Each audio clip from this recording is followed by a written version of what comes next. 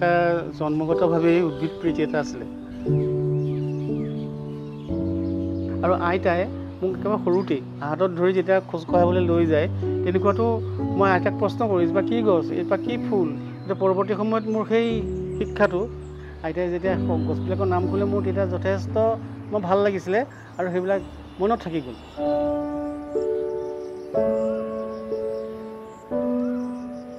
আৰু পৰৱৰ্তী সময়ত দেখিছোঁ যে আমি সৰুতে দেখা বহুত গছ গছনি লাহে লাহে হেৰাই যাবলৈ ধৰিছে তেতিয়া মোৰ সৰুতেই মনলৈ আহিলে যে আমি এই গছবোৰ সংৰক্ষণ কৰিব লাগে সংৰক্ষণ কথাটো মোৰ তেতিয়া ভাবি আছিলোঁ কাৰণেই বনতীৰ্থৰ সৃষ্টি হ'ল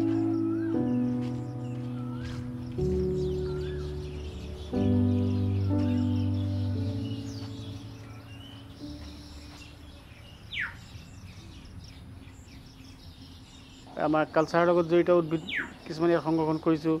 ফুলৰ সংৰক্ষণ কৰিছোঁ ফলৰ সংৰক্ষণ কৰিছোঁ আৰু বাঁহ কিছুমান অৰ্কিড কিছুমান এইবিলাক সংৰক্ষণ কৰিছোঁ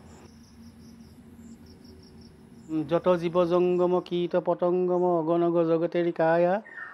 শংকৰদেৱে সেই উল্লেখ কৰি গৈছে যত যিমান জীৱ আছে প্ৰাণী জংগম যিবিলাকে লৰচৰ কৰি ফুৰে জংগম কীট পতংগম মানে ইনচেক্ট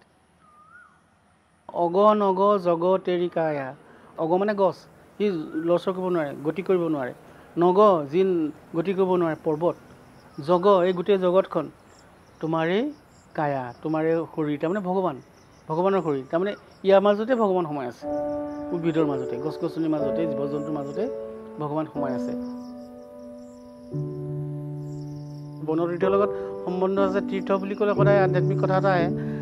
মই এতিয়া মোৰ আধ্যাত্মিকতাটো মানে গছ গছনিতে আছে আৰু আধ্যাত্মিক মানে মই ঠিক ঈশ্বৰৰ বা কিবা ধৰণে কোৱা নাই ঈশ্বৰৰ সৃষ্টিটোক আমি সংৰক্ষণ কৰিব লাগে সেইটোৱে ভাবি পেলাই বনতীৰ্থ স্থাপন কৰিছিলোঁ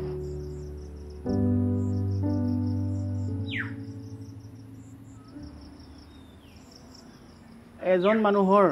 যিখিনি জ্ঞান বুদ্ধি ধ্যান ধাৰণা এইখিনি সংৰক্ষণ কৰিবলৈ এটা ব্যৱস্থাই আছিলে সাঁচিপাত এইখিনি মই চাইছিলোঁ কেইখনৰ পুথি 300-400 বছৰৰ পুৰণা তেতিয়া কি কৰিছিলে মানুহে সাঁচি গছৰ বাকলি এৰুৱাই গা গছৰ পৰা বাকলি এৰুৱাই সাঁচিপাত তৈয়াৰ কৰিছিলে আৰু সেই সাঁচিপাতখিনিতে আখৰ লিখিছিলে গছবিলাকৰ গুৰুত্ব অকণমান জানিলে মই বিচাৰি আনি হ'লেও ৰুওঁহি আৰু ইয়াত সেইকাৰণে যেতিয়া সাঁচিপাতৰ পুথি কথা আহিল সাঁচি গছৰ পৰা যে পুলি সেইকাৰণে মই সাঁচি গছ ৰুই লৈছোঁ তেতিয়া সৰু ল'ৰা ছোৱালীবিলাক যেতিয়া আহে এইবিলাক চাবলৈ মই সাঁচি গছজোপা দেখুৱাই দিওঁ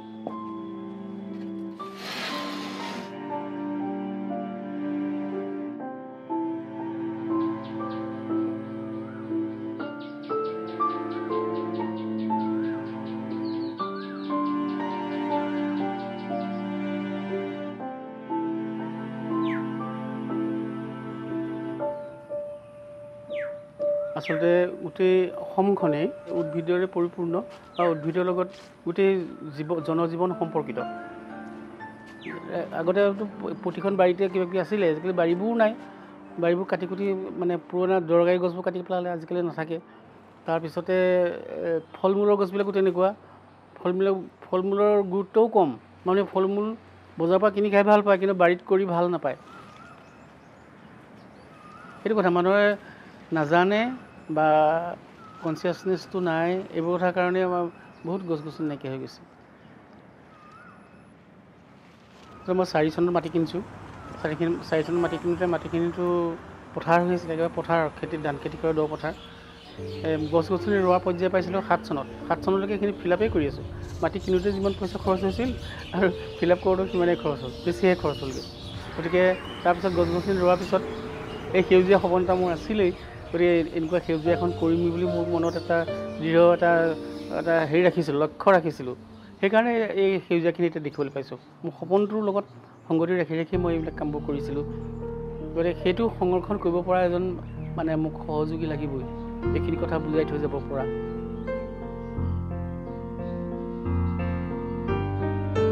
সেইকাৰণে এইখিনি সংৰক্ষণৰ কাৰণে এজন লোক লাগে যিজনে মোৰ চিন্তাধাৰাখিনি লৈ যাব পাৰে ভৱিষ্যত প্ৰজন্মৰ কাৰণে